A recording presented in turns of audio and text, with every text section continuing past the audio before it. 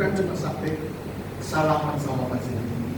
Dia bawa sampai di kelas, terus ditaruh di kursinya, di tasnya, tempat minumnya, terus dia sayang anaknya baru keluar. Jadi anaknya masuk ke sekolah, turun dari mobil, lega kampung, salaman Pak Jimmy, masuk kelas, sebentar keluar.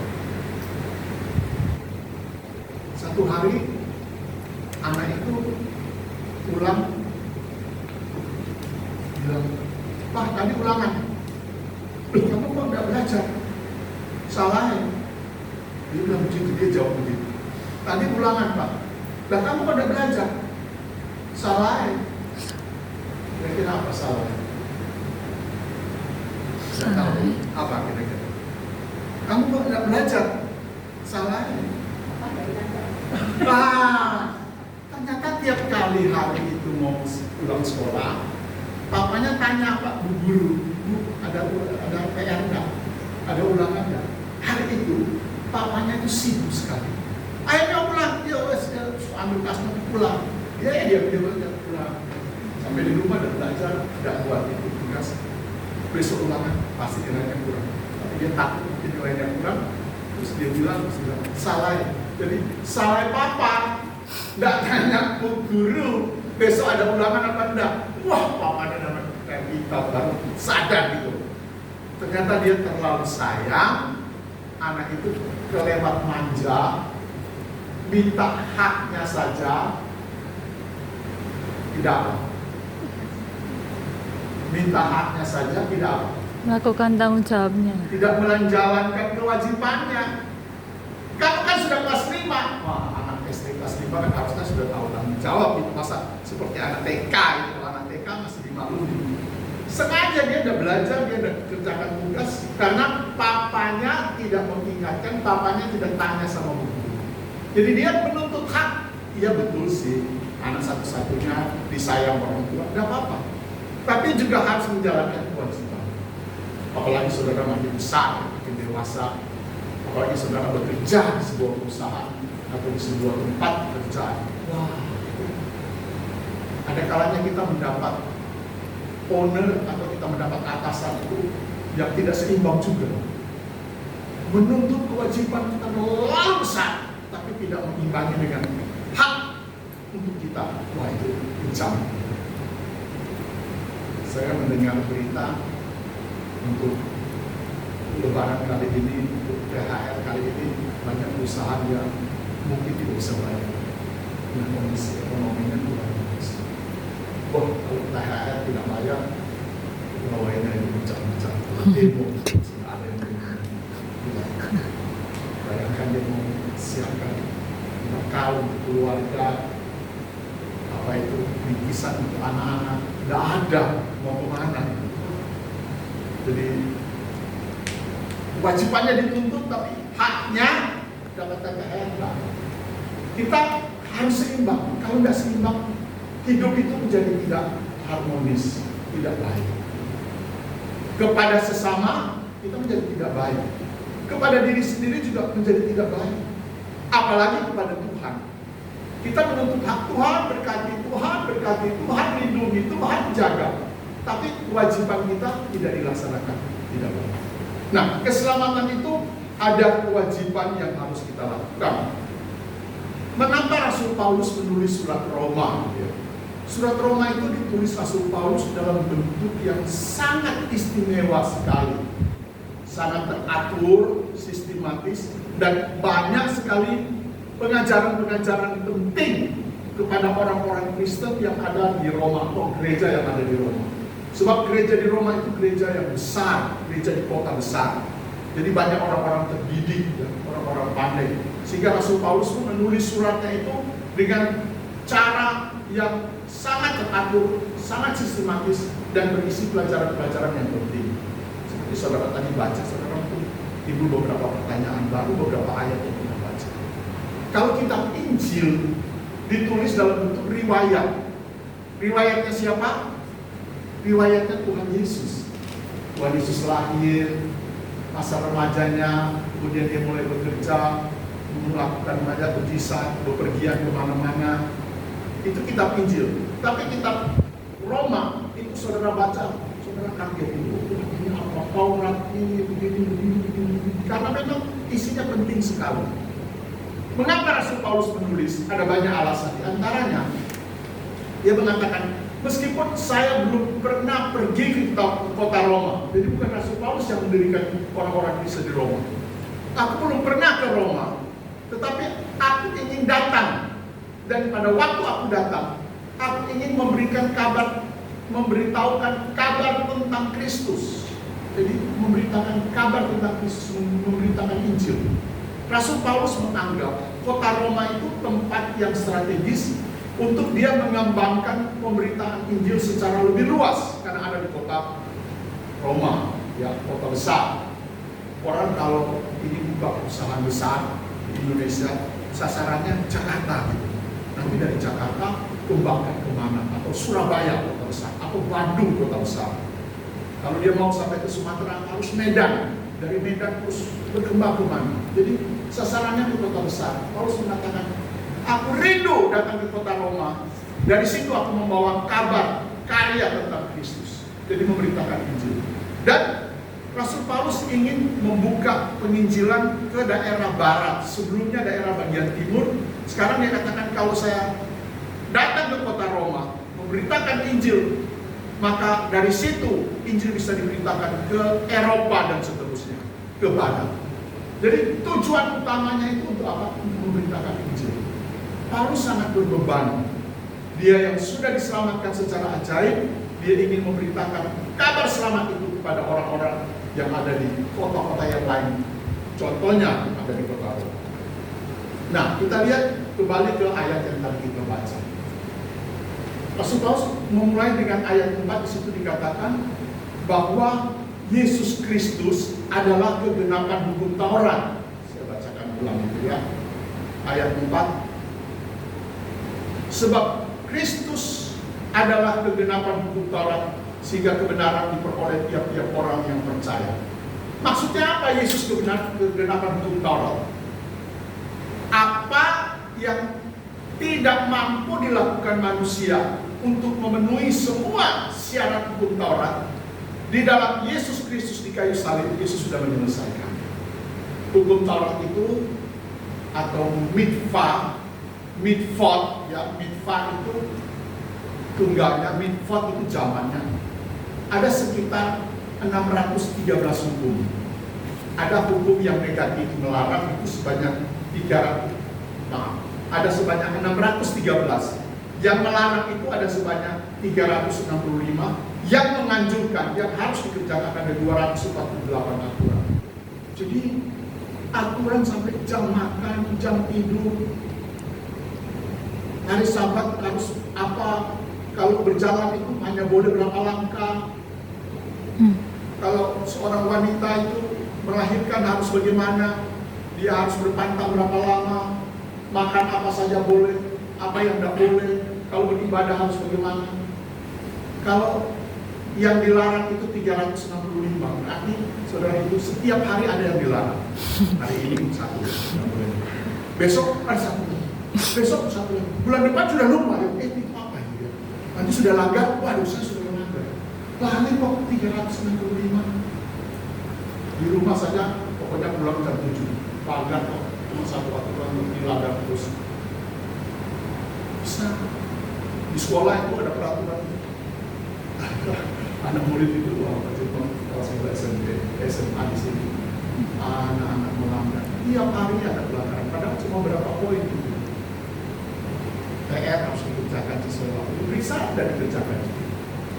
Itu kalau sekolah loh ya. Saudara rasakan itu. Aturan di sekolah saja sudah banyak yang dilanggar. Apalagi kalau 365 tidak perlu dikerjakan dan 248 harus dikerjakan. Saudara lupa hari ini, besok yang kemarin sudah apa belum ya? Besok lupa ya, belum dikerjakan. Sudah 5 yang belum dikerjakan. Jadi dalam kehidupan orang Yahudi ada banyak hal mereka tidak sanggup mengerjakan hukum Taurat, tuntutan hukum Taurat. Dan dikatakan, Rasul Paulus mengatakan, Yesus Kristus telah menggenapkan itu di atas kayu salib. Lalu ayat 5 sampai ayat 8 itu saudara tadi baca itu ada aneh. Siapa yang akan turun, yang naik ke surga untuk membawa Yesus turun? Siapa yang pergi ke neraka untuk mengajak Yesus naik? Jadi Jangan kamu bicara soal naik ke surga atau turun ke neraka. Tetapi yang paling utama adalah percaya dan mengaku dia sebagai Tuhan dan Juru Selamat. Ayat 9 dan seterusnya sebagai kesimpulan. Jika kamu mengaku dengan mulutmu bahwa Yesus adalah Tuhan dan percaya dalam hatimu bahwa Allah telah membangkitkan dia dari antara orang mati, maka kamu akan diselamatkan. Jadi intinya di situ, Paulus mengatakan, kamu dihukum dengan hukum Taurat, macam-macam aturan, macam-macam larangan, macam-macam anjuran, ternyata tidak sanggup melakukan. Jadi jangan tanya soal melakukan ini atau melakukan itu, melarang ini, mewajibkan ini. Tidak. Ayat 9, di dalam Yesus kamu mengaku dengan mulutmu dan percaya di dalam hatimu, maka kamu akan diselamatkan. Jadi keselamatan itu karena apa? Karena iman. Dan diberikan secara cuma-cuma, bukan karena melakukan hukum Taurat. Cuma-cuma murah. Biasanya ya beli 1 tambah 1 itu promo. Kalau toko roti itu sudah jam tertentu ada promo, beli 1 dapat 3, jelas nggak laku. Kalau ada ibu-ibu antri, itu jam sekian. Saya pernah di Amerika juga melihat kodo di sana juga begini. Hanya orang tunggu sesudah jam sekian, itu kalau sana promo ya promo gitu. Di 1 dapat 3, jadi kasih. Kalau barang yang tidak boleh disimpan dan tidak laku langsung dijual. Saya pernah ke mall di sana belanja, terus saya lihat petugasnya itu ayam yang diputar itu, ayam bakar itu dikeluarkan satu-satu, sobek-sobek masuk ke pasar. Sampai rasanya saya mau minta gitu. Bisa diminta mana? Saya sampai tadi uji ayamnya yang diputar itu karena sudah mentutup, dia keluarkan. Udah dikasih sama orang, ternyata nggak boleh. Kalau dikasih sama orang bisa dijual, ya sama-sama dia gitu. Tapi diselewengkan, tapi dibuang gitu. Pernah lihat tadi mau ada orang bunuh ayam baru dibakar, masih panas-panas, dia pakai sarung tangan cabut, sok sampai besar, terus cabut, saya sampai ngiler itu. Ayam bakar, masih ada tangan, pasti enak, dibuang. Kalau kasih gratis itu orang berebutan gitu. Kok gratis cuma-cuma? Bukan karena murah, bukan karena tidak laku, tidak bisa laku lagi, tidak bisa dijual, tetapi justru karena terlalu mahal sehingga mau tidak mau diberikan kepada manusia secara cuma-cuma. Keselamatan itu harga seorang anak Allah. Di dalam Yesus Kristus kamu diselamatkan. Jadi keselamatan itu cuma-cuma. Kamu sudah mendapat hak keselamatan itu secara gratis. Wah, luar biasa. Kita pikir, ajaib Tuhan. Apalagi kita baru saja pasrah cuma tahu. Seharusnya kita yang disalib, karena kita yang berdosa. Tapi semua dosa kita ditanggungan kepadanya dan kita dibebaskan. Kita lunas, kita tidak ada hutang, gratis. Tapi apakah itu terlalu murah? Justru karena terlalu mahal, tidak mungkin manusia membayarnya. Lalu Tuhan harus kasih cuma-cuma. Ada cerita kuno, seorang anak pengemis itu, dia sembunyi-sembunyi masuk Islam. Dia lompat, dia lihat ada orang masuk ke tengah-tengah. Ada sebuah pohon besar di situ, sedang berbuah banyak. Dia naik, terus dia ambil masukkan ke baju. Lalu masuk lagi, dia tunggu. Terus sampai di bawah dia keluar. Terus pangeran itu sudah ada di sana. Apa lagi? Dia kamu. Kenapa kamu ambil? Ternyata buah itu adalah buah istimewa, bisa mengobati orang sakit. Lalu dia dengan berlutut, dengan berhutang, dia katakan, Pangeran, saya mohon maaf, ampun saya. Saya mengambil ini untuk mengobati mama saya yang sedang sakit. kamu kerja pengemis, dia tadi coba terus dia keluarkan uang dari kantong. Mungkin saya bayar buahnya itu. Uang dari pengemis yang copang capek itu tidak tahu berapa rupiah itu uangnya. Dia mau bayar kepada pangeran, pemilik istana itu, anak raja itu. Ada nilainya nggak? Tapi pangeran itu berbelas kasihan kepada anak pengemis. Di mana ibu? Disebut di desa ini.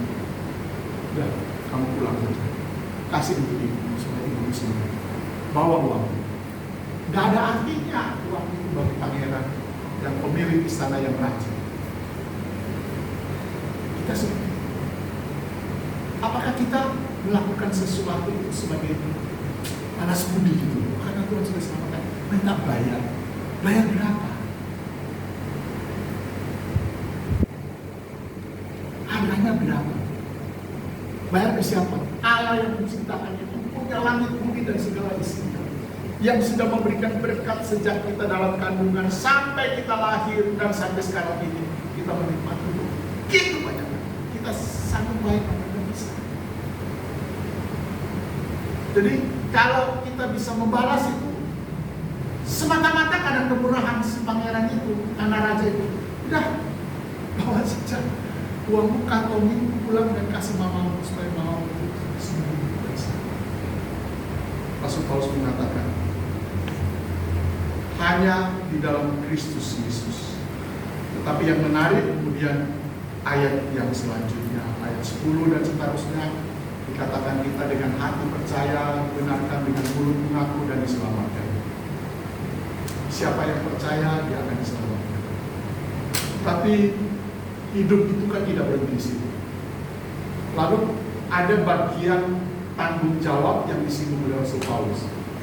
Kalau keselamatan itu hak kita hanya dengan mengaku dan mengucapkan, dengan percaya dan mengaku, lalu kita diselamatkan. Sekarang bagaimana? Ya, itu pertanyaan berikutnya. Bagaimana tanggung jawabmu untuk menyampaikan berita ini? Rasul Paulus mengatakan, aku ingin ke Roma untuk membawa karya Kristus karena kamu sudah diselamatkan.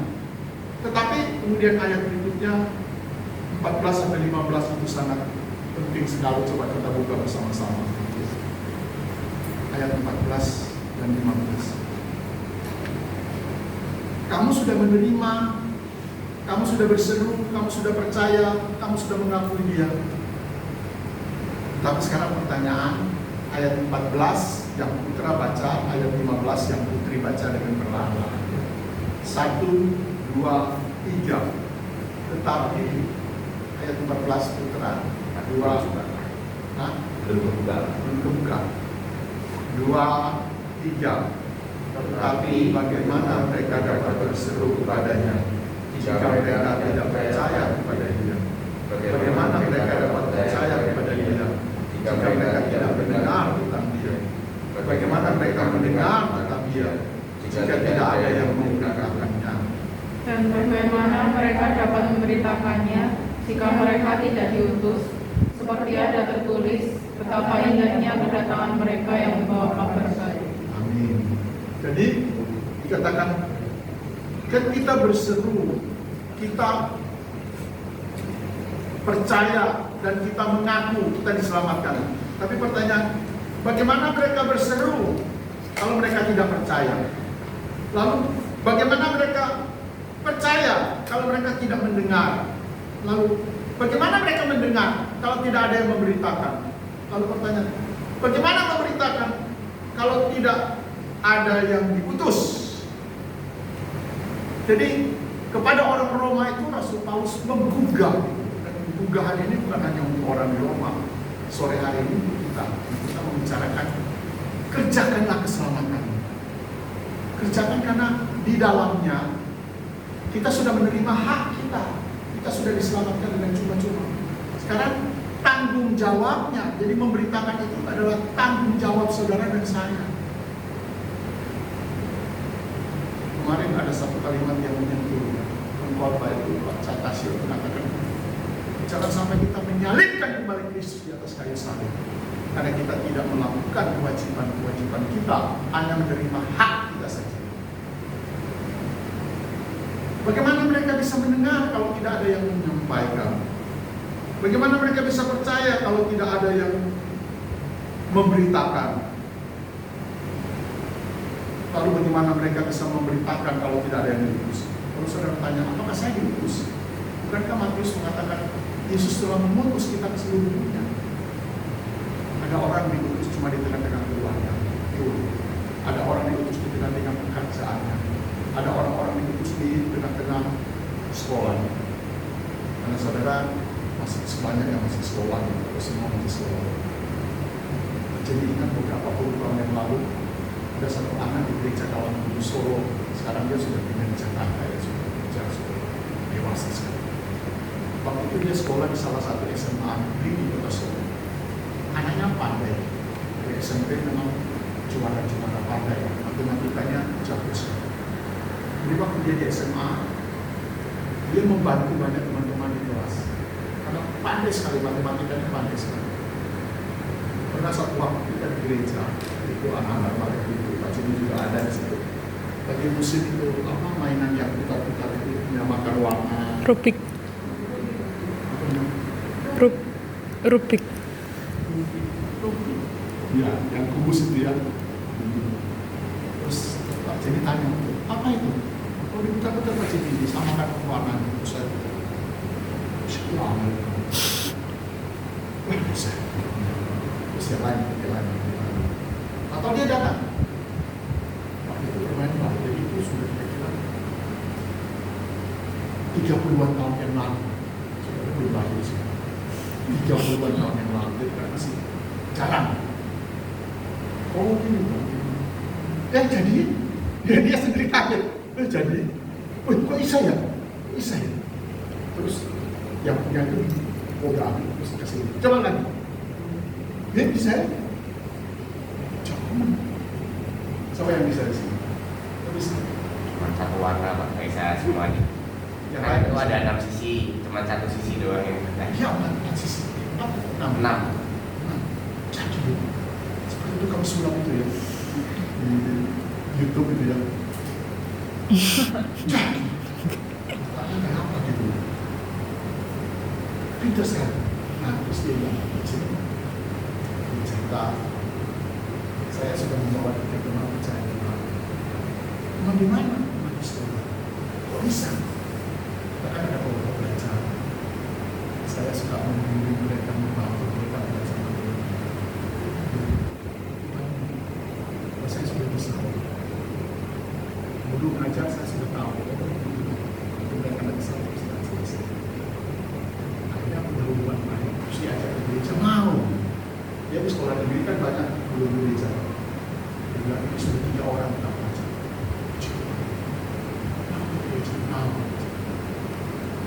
Tuhan utus kamu di sekolah. Dia tahu. Selama SMA mau atau SMP. Cuma pernah 2 sekali, terus itu juga emang Kristen juga Pak. Masih Kristen. Memang kalau di sekolah Kristen, anak semua sudah Kristen. Ini sekolah negeri. Tapi 1 tahun 1. Itu dia sudah pasti sebentar pertama. Pertama 1 lagi yang bonus gitu. Karena cerita masalah saya dia 4 tahun. Dia bawa berapa teman? Tidak gampang loh. Meskipun banyak yang benci juga, tidak gampang. Tapi inilah yang dijawab segala permasalahan.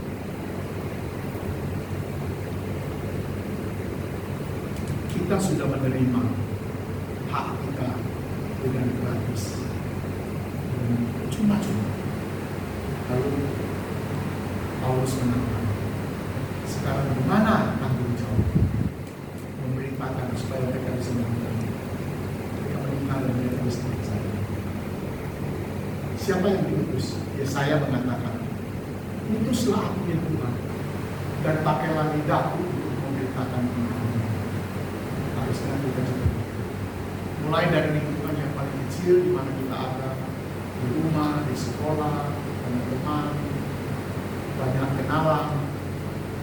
Tapi itu bagian dari tanggung jawab kita. Temanya mengatakan mengerjakan keselamatan kita, mewujud nyatakan keselamatan kita, atau keselamatan dan tanggung jawabnya, atau lebih sempit saya katakan hak dan kewajiban yang harus saudara dan saya lakukan. Semoga Tuhan menolong kita yang sudah diselamatkan oleh Tuhan, memberitakan kabar selamat, bagian dari tanggung jawab kita, menghasilkan buah bagi Tuhan. Pada waktunya kita bertemu dengan Tuhan, mengenai seberapa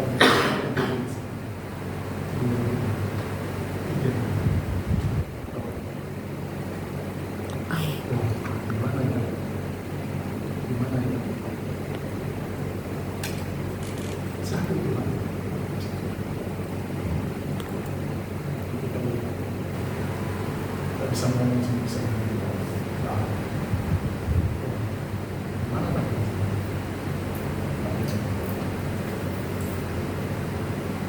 Bapa di surga, terima kasih kalau sore hari ini Engkau memberitakan kami pesan firman Tuhan,